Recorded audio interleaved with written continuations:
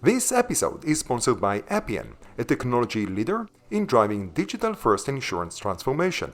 With Appian's low-code automation platform, you can build enterprise apps and workflows rapidly in an agile environment.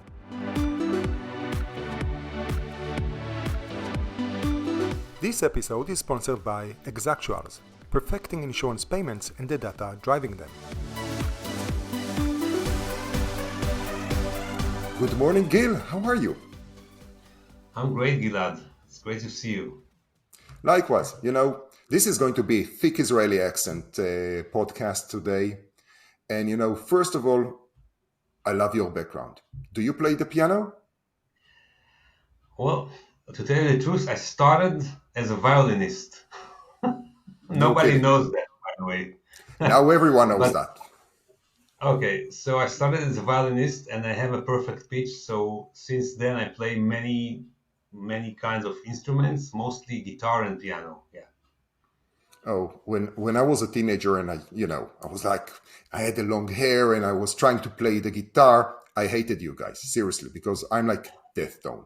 I'm a lefty, I try to play the guitar like a righty, and it was cool. Like, the best I managed to do were like the 3 chords of Machina. So that was like at best. But as a lefty, it's very cool to play as a lefty on the other side of the guitar. So it's very cool. It's like, Thank you. I wish I met you like, I don't know, 30.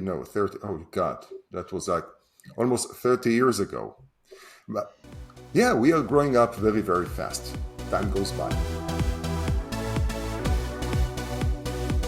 But today we are talking about insurance and especially your activities, because to people that don't know you, you were CIO of Klal, and I'm not sure that people are familiar with Klal. Can you give us a quick background about yourself and your insurance background before we dive into investments and the amazing things that you have been doing in that space? Sure. Well, thank you. Great. So I'm 55. I'm based in Tel Aviv. I was born in Tel Aviv. I very much like this city. And I'm a CPA in my occupation. And during my career, I spent 21 years in the insurance industry. I was a C-level manager and board member in the 3 top insurance companies in Israel, Migdal, Phoenix, and Klal, in many roles, most on the business side, innovation side, and IT side. And my last role was the CIO of Klal, one of the leading insurance companies in Israel. And after 21 years, it was like 5.5 years ago, I established FinTLV, which was like a gig after 21 years as working in a corporate. Where your fund is standing? You're actually going to start Fund 2. When did you start the fund? For Fund 1? Okay, basically we're already investing now in the middle of the Fund 2 right now. Oh, you're already in the middle of Fund 2? Yes, so, we do things very fast. Yeah. So the first closing of Fund 1 was in September 2nd, 2018. We had a first very small fund. It was like around $40 million fund. And that's what we did for the first closing. And as a first-time fund, it was okay. But the fund is not the real story behind what we do.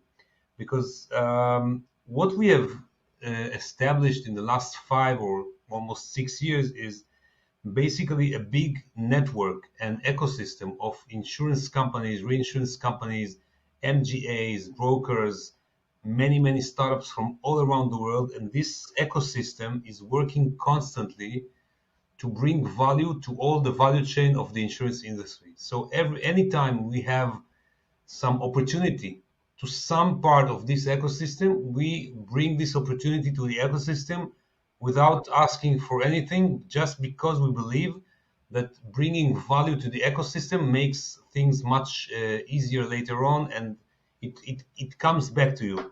And that's exactly what happened with FinTLV, because FinTLV is now already almost $500 million in asset under management, and we already in less than 3 years since we started the investments. And we currently, I think, one of the leading InsurTech venture capitals in the world, because we are very much global. And for example, I led the last round of Next Insurance, and we also participated in the previous round of Next Insurance together with Google.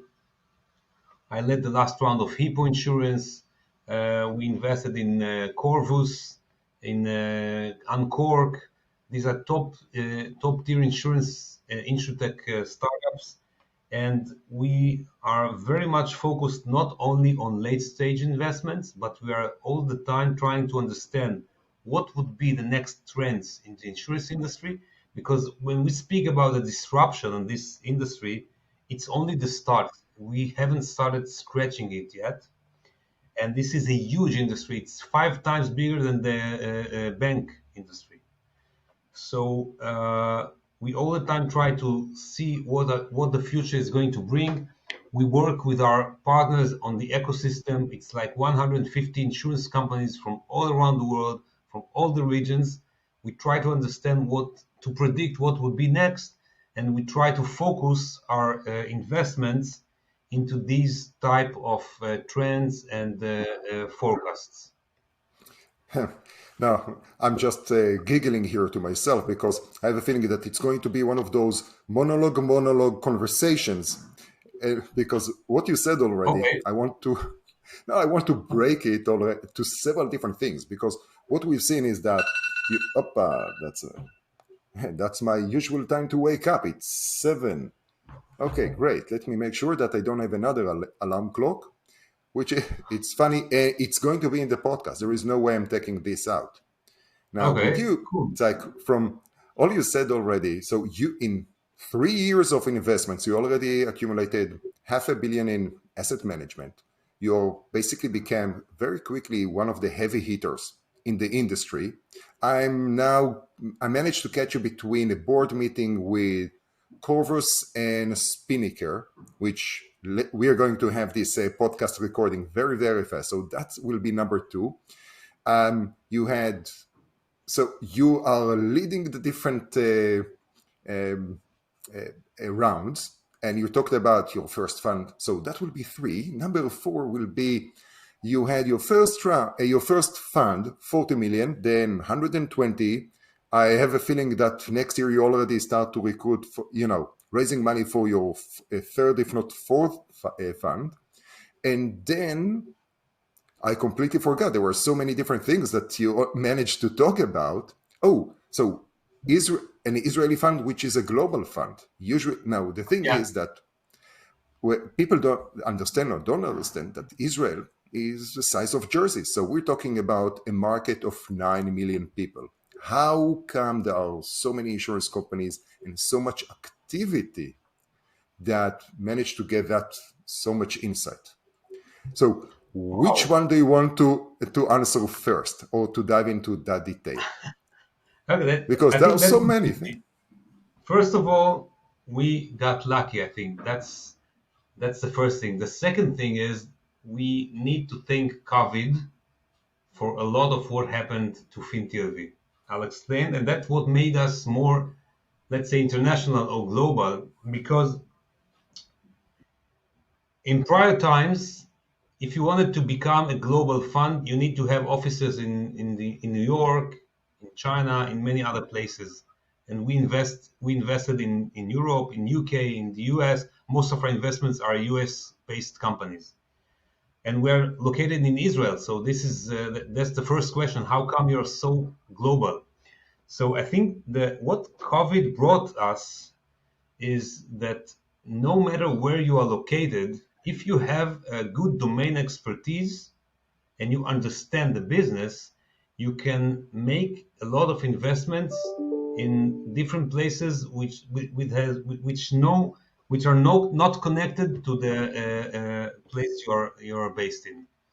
And this is, I think, part of what happened with COVID. And that's where we led the Hippo round and the Next Insurance round, etc., and Corvus, etc., etc., etc. And it enabled us to be in the same row with all the other VCs from all around the world, because everybody was working from home. It doesn't make any difference where you are from, and I think that's the first thing. So how did you manage to position yourself to lead the different deals? Especially, let's take, for example, Next. That was a huge round. Yeah. How did you manage to build that up and to set yourself as a leader? Okay, that's a great question. I think I ask myself the same questions all the time. I think, seriously, I think I think that for myself and and our team, we are four partners at FinTLV. I think for us, the most important thing that we are doing is bringing value to our portfolio companies. And I think that the fact that I come from the insurance business and we have a very strong domain expertise and very strong ecosystem, that helps a lot. And I would like to explain.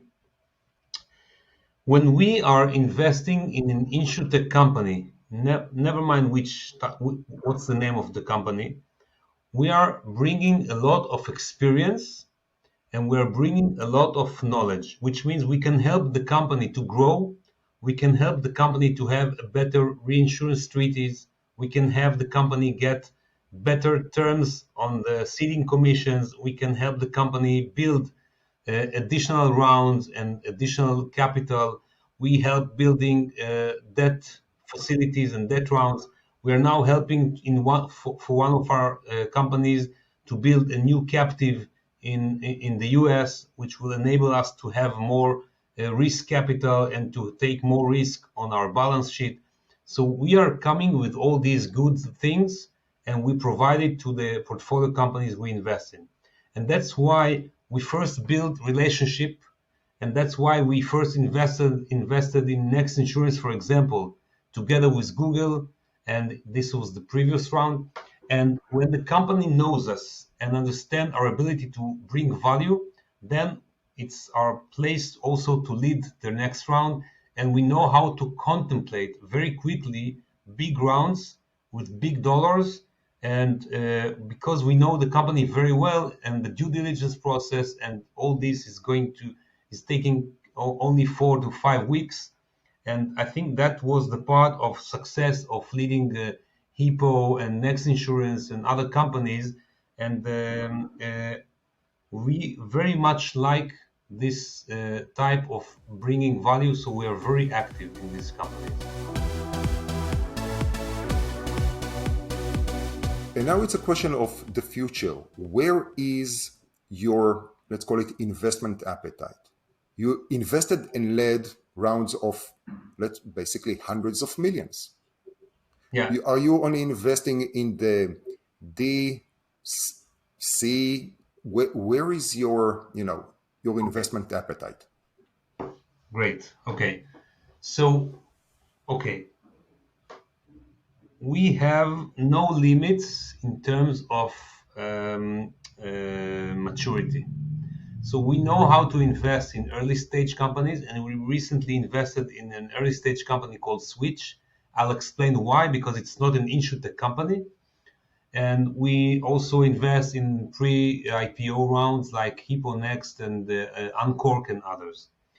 And the reason we do these type of investments is exactly as you mentioned. We are trying to see the future and understand the trends. And if I take the global trends as we see it in the insurance industry, we see major things that we are coming from maybe 4 or 5 directions. The first one is the transmission to prevention from catastrophe handling.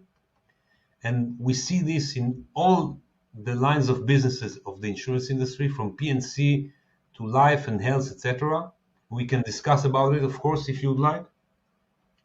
We see a huge shift coming from the health insurance products and the terms and the risks that are behind these products and there is a huge shift in terms of the actuarial and the data behind the health insurance products. And we see a very large amount of things happening in Asia and in the things that are connected with embedded insurance, parametric insurance, and stuff like that. And I can explain about all of them. Yes, please pick one. For example, we recently invested in Sweetch. It's an early stage digital health company that helps prevent diabetes. But why did we invest in this company if it's not an InsurTech company and it's early stage? Because in our perspective of the future, first of all, the prevention thing is getting stronger and stronger. Most of the insurance companies in the world are now looking at prevention as their major challenge. We start with, of course, PNC, and let's take Hippo, for example. Every home that is insured at Hippo gets a set of IoT devices and connects them to Hippo, and then we know if you have leaks, etc., etc. That's prevention.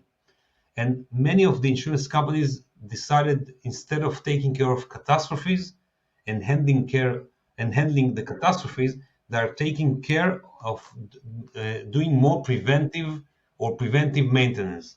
The same in health and life.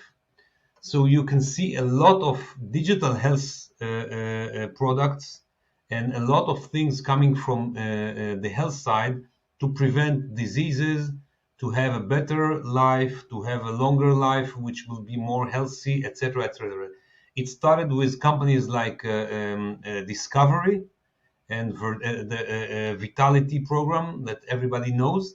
But now everybody understands that in terms of health insurance, you should be more proactively prevent diseases and prevent aging, etc., etc.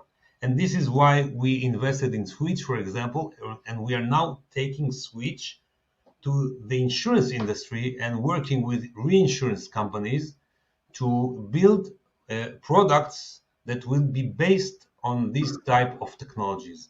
And so we try to analyze the future trends and to work by these future trends. That's exactly why we invested in Corvus, because we believe that specialties, especially cyber insurance, is only at the beginning, and this is going to be a huge big bang on this type of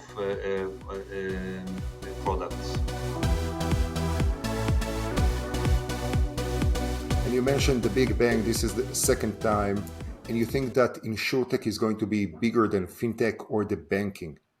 How come? Where is the opportunity beside that we have Asia, India, Africa, and a few billion people that haven't tapped into, basically insuring their assets? That you already answered the question in many ways, but I want to emphasize a few facts. Everybody knows that the insurance industry, global insurance industry, can be measured at $7 to $8 trillion. That's the total addressable market of this global industry. What we know for sure is that in this global, we have huge amount of population which is underinsured, which has a lot of things that already needs to be insured, and we have 100% mobiles, smartphone and mobiles, and digital and internet. By the end of 25, 100% of the world's population is going to be covered with internet. 100%, 8 billion people. Now, the result can be measured very easily by what's going on with the embedded insurance, especially in China and the Far East. So what we are assuming is that in the next 7 to 8 years, the embedded insurance, global embedded insurance, is going to be worth and has $3 trillion in underwritten premium annually, which is a huge market. And we can see the start in companies like Zhonggan, like Alipay, and like Tencent, which has WeChat, and you would not believe that Alipay built on their payment system an embedded insurance platform that already sold last year $8 billion in premiums. The same for WeChat. WeChat is like WhatsApp, is like Facebook Messenger. But WeChat in China, it serves 1.1 billion people. And this WeChat has an embedded insurance platform inside WeChat that last year sold $4 billion in premium. And these premiums are very small, very micro insurance premiums, even a coverage for your smartphone screen, and etc. But from any type of insurance, from general liability to health products to travel, etc., etc., etc. The best example I can give you is companies like Zhonggan, which was established by Jack Ma and to cover the thing that they were sending by mail. But Zhong'an is now selling 8 billion policies every year with an average premium of 30 cents, which means they are very, very efficient, they cost effective, and they have the ability to do mass production of insurance. And this type of insurance are going to become more and more feasible in our lives, especially in the underserved market and the underinsured market. So these trends are going to reflect on the whole industry in the next years. So is that something that we need to look at and copy and implement in the US, Latin America, and Europe? Or is that something that entrepreneurs can go into Asia, India, and try to do it over there? Great question. I think we are already doing this. I will give examples. If Uber is now doing an embedded insurance in the UK with Insure, this is already being done. If we sell warranties with all the goods that we buy, it's already embedded insurance. If for example, we have Tesla now selling insurance or establishing their own insurance company to sell you insurance when you get the car, and it will be a Tesla insurance. In my observation, this is embedded insurance. And this is part of the reality that we live in. And this is before we discuss about what's going on with the tech giants that are entering the insurance industry. But I think that embedded insurance is happening now. And I can give you another example of a company we invested in. It's it's under the radar now. I don't want to put names, but the aim of this company is to become the biggest and strongest player in the US for embedded and parametric insurance. Mm-hmm. Well, we don't need to dive or to reveal names of companies that it's too sensitive for them. And here, as a founder of an embedded insurance platform that had to close that startup after 2 years of operation at the beginning of COVID, it's painful for me to hear. And I told that to previous interviewees like Ben Monroe from Brisa, and of course they from Coterie, that they are building their own infrastructure and embedded insurance.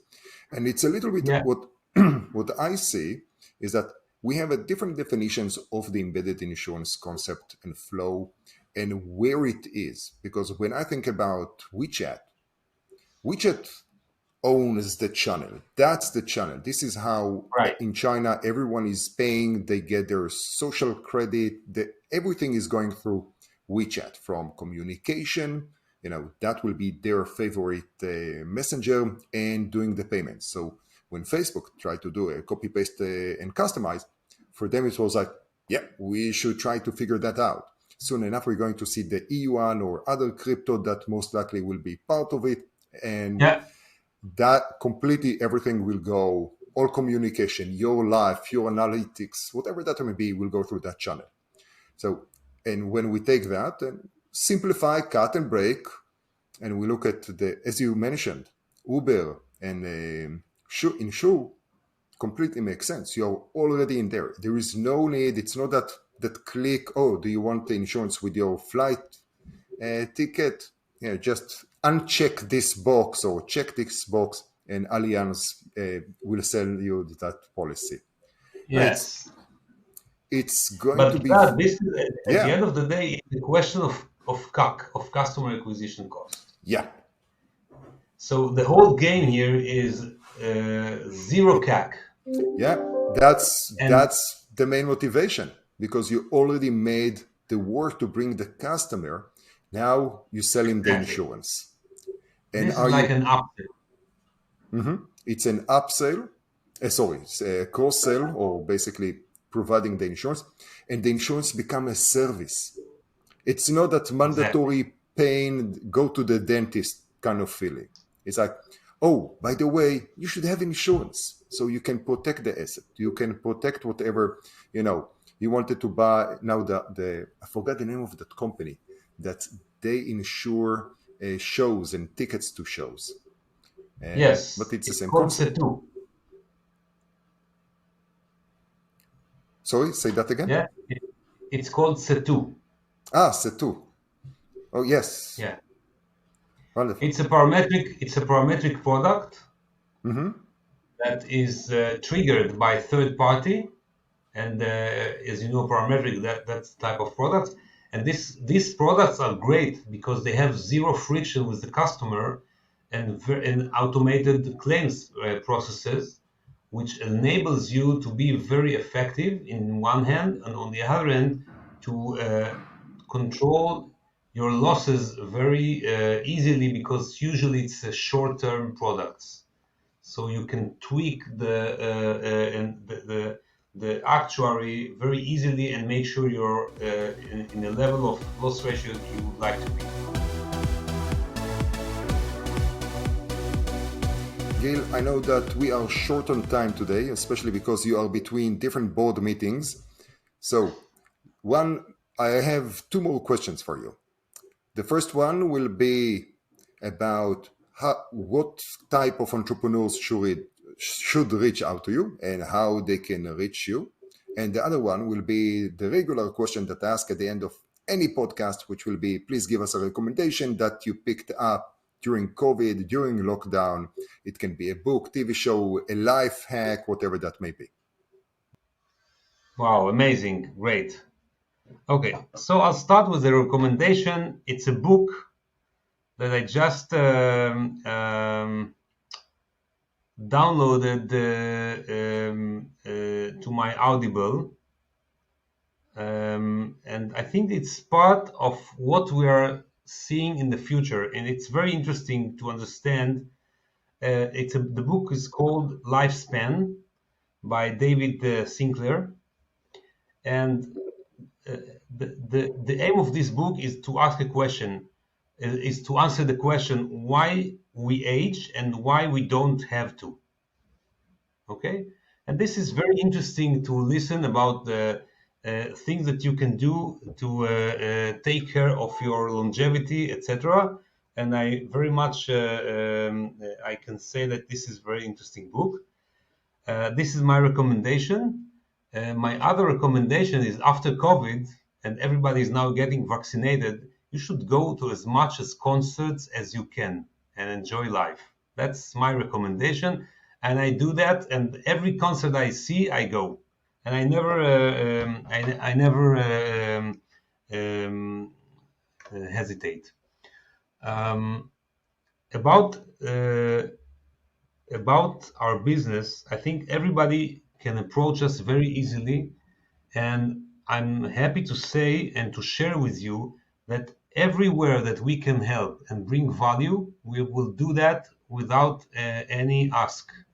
So if you think that we might be helping you to get maybe capital, but that's not the major things, to get opportunities, to see, to get connections, or to get connected with others, I'm happy to share. I'm happy to connect you with insurance companies or whatever you're needing. Of course, if this is a proper fit.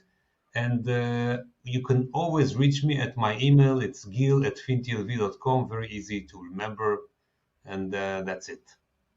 Fantastic. Gil, thank you very, very much for your time today. It's been a pleasure.